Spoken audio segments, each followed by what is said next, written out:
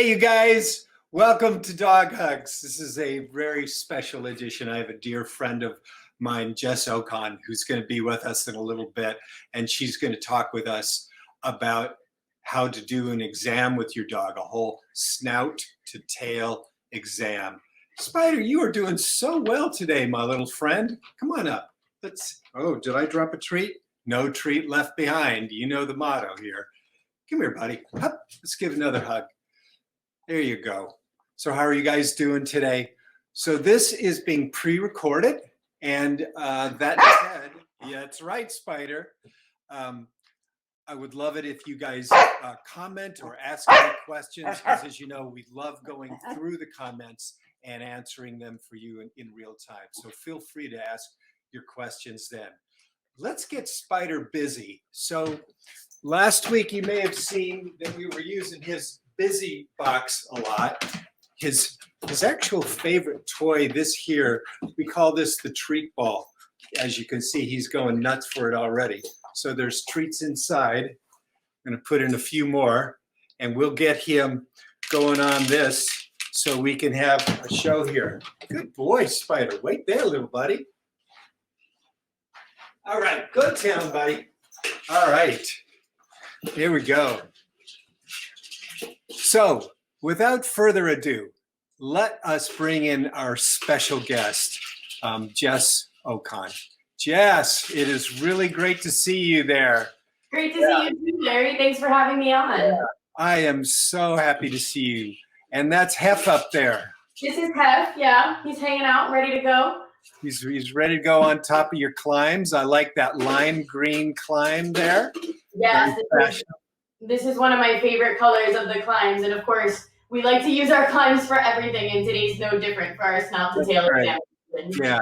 Well, I don't mind giving a plug for the company you work for, Blue Nine Products, because you guys have been so good to Spider and me. You know, we've got climbs all over the studio. Here's some purple ones right here. I'm sitting on some black ones over here. We've got some blue climbs over there. So thank you guys so much. I really appreciate it. Our pleasure. We appreciate you, Larry, and always having us on. Yeah. Well, let's jump right into it. This the snout to tail exam. And are you going to demo on Hef for us? Yeah, I'll do a quick demo on Hef, but I want to let you guys know I am a pet first aid and CPR instructor through Pet Tech, which is who designed this snout to tail examination. So I want to make sure credit goes where credit is due. And Larry will make sure that you all have a link to Pet Tech's website where you can actually download a free PDF of this snout to tail and also find a CPR instructor in your area. So those links will be on this post. Fantastic. I'm really, really glad that you're mentioning that. That is going to be great to have that available so that folks can download that. And I'll make sure that that link, you guys, will be in the comments for you to follow, because undoubtedly it's going to be a really valuable download for you guys. Yeah, this is great for all pet parents, pet professionals. Everyone should know how to perform pet first aid and CPR in case of emergency. Wonderful. All right, well, let's jump right into the snout to tail exam with Hef. Awesome. So I'm going to ask Hef to stand up for me. Stand. Good job, buddy. So what I want you guys to do at first is just imagine that I just dipped my hands in blue paint. And now I want to paint my dog blue with my hands. So I'm going to start, you guessed it, at the snout. I'm going to start at his nose. I'm going to make sure that he's got no discharge coming out of there, that he's not got any twitches or anything like that where might be a sign of pain. I'm going to check his gums, make sure that they're a nice color. I'm also going to pay attention to his pupils and make sure that they're symmetrical, that there's not one pupil that's dilated, another's pinpoint. I'm going to go ahead and check his ears really quick. Might even give him a quick sniff, make sure there's no ear mites or anything else in there that might warrant a visit to the veterinarian. All looks good. He just got a bath a couple days ago, so he's nice and clean. I'm ready to get his chest. Question for you, Jess. What should a good ear smell like, and how would I know if it's different? So a good, clean ear, healthy ear should be free of any like debris or wax, any discharge or gunk in there. And it also should be pretty odorless. You should have no difference in smell from the rest of your dog, just normal kind of dog smell. If you start to smell any moisture, or start to see any moisture, or just start to smell anything foul, kind of sour smelling, that would definitely be a sign of an ear infection. Might even have just some yeast growing in there. Really common for dogs, especially if they love water, to get some stuff trapped in there and get that all cleaned up. Right. Thank you. No problem. So as we're going through our snout to tail, we've got past our ears.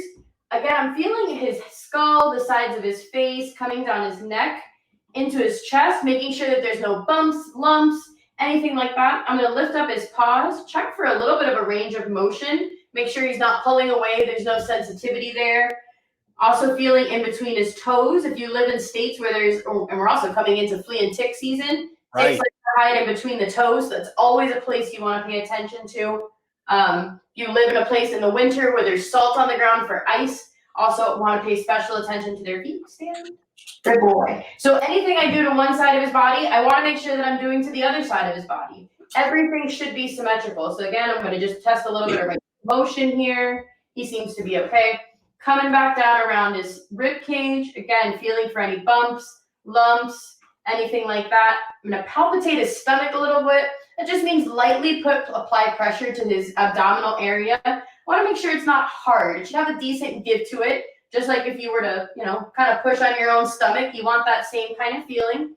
If it's hard, it could be signs of bloat or some other, maybe an obstruction or something else going in there. I'm going to check his back legs. I'm going to stand this way, buddy. There you go. Check his back legs. I'm just going to lift this up. Again, checking that range of motion in between his toes. Spin. So when our tricks come in handy, Larry, I can ask him to spin around so that I can check his rear end here and make sure that there's nothing gunky. I am so glad that you mentioned that, Jess. That you guys, that's really what Jess just pointed out is a really important part about dog tricks. And another reason that dog tricks. Yes, Spider's in agreement on that one. All right. Yeah, Spider loves to do his tricks. So just finishing up at the tail end of our snout to tail, just making sure there's nothing abnormal going on back here in his rear end. Make sure he's free of any debris or anything that could have gotten stuck in his long hair. Again, just going to check his range of motion on this side, check in between his toes, and that's it. He's done. Well, not that done. Come here. Get back on your climb. Well, that's really good. So let's see. If you wouldn't have been interrupted by me, you probably would have done that whole exam in what? How long would that have taken you? 30, 45 seconds. 30, 45-second investment for my dog's health. Yeah, so this is what I like to do pretty often, pretty regularly, especially if we're going to be out going hiking or if we're going to be doing any dog sports. I like to do it before and after, and that's, come here, bud, get back up here. We were doing a pretty intense training session earlier, so he's kind of over me. Down. Well, he's being a really good sport. Yeah, so I could see where acclimating my dog to being examined, it's a skill. Absolutely. Better and better. For your dog going to the veterinarian when they have to do any handling or husbandry behaviors, also great and very helpful for your dogs that have to go to the grooming salon. Yeah. The more that you can handle your dog and the more comfortable they are with it, the better in the long run. Yeah, that makes a lot of sense. And then over time, I'll get to know my dog's body much better, and then I'll be able to really notice changes. Absolutely. Prevention's the best medicine. So if we know what's normal and what's consistently normal, it'll be much easier and much faster to find when something's not normal. So if Hef was stiff in one of his forelimbs, or if there was something going on with his ears, because I do the snout to tail so often, I'll catch it quickly. We can treat it quickly if it warrants a visit to the veterinarian, and it prevents it from becoming a major issue and keeps it pretty minor. Outstanding. That's really great. And then once again, you guys remember to download Jess's really handy PDF. And remind us, Jess, what's in that PDF that they're going to get to download? The PDF is going to have it's actually going to have a little graphic of a dog that kind of looks splayed out like this. If you find anything during your snout to tail, whether it be a little scab, a little stiffness, anything that's abnormal or questionable, you can circle it on that little diagram of a dog, write down what you saw, and that way next time you do your snout to tail, you'll know where you need to wow, stuttered there. Easy Where for me to say. pay special attention on your dog to make sure that if it was a scab, it's healing properly, not getting infected. But just little reminders that for areas that you need to double check on your dog. It'll also have a place to keep track of your dog's weight, their temperature. So it depends on how far you really want to do these checks.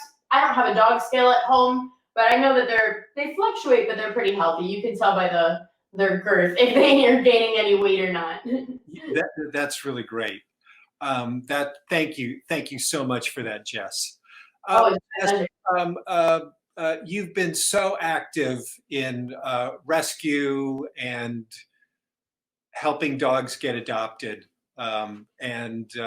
Is there a particular rescue organization you'd like to give a shout out to today?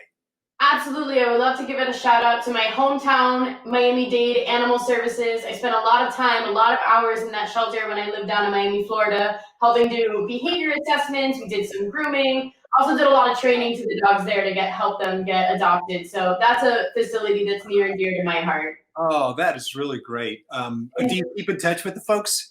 I do. Their enrichment coordinator and I are Instagram friends. You know, social media keeps us connected. But here's one little tidbit that not a whole lot of people know. So our local shelter here in Maquoketa, Iowa, yes, they actually have transplants from Miami-Dade Animal Services. And when I was making the decision on moving to Iowa or not, I was, visiting back and forth, and I walked through the shelter over here in Iowa, and I saw that all these dogs were from Miami-Dade Animal Services, and that was one of the moments that I felt like home here. Oh, wow. Wow.